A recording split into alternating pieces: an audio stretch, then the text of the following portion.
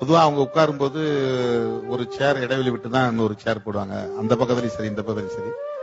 எனக்கு தெரிஞ்சு முதல் முறையா நெருக்கமா நாற்காலி போட்டு உட்கார வச்ச நிகழ்ச்சி இந்த நிகழ்ச்சி தான் நினைக்கிறேன்.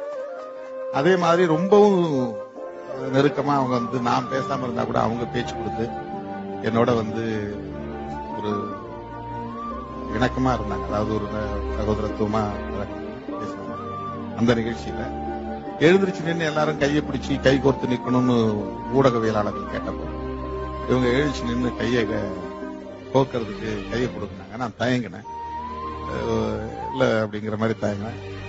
வலுவா என் கையை பிடிச்சு தூக்குனாங்க.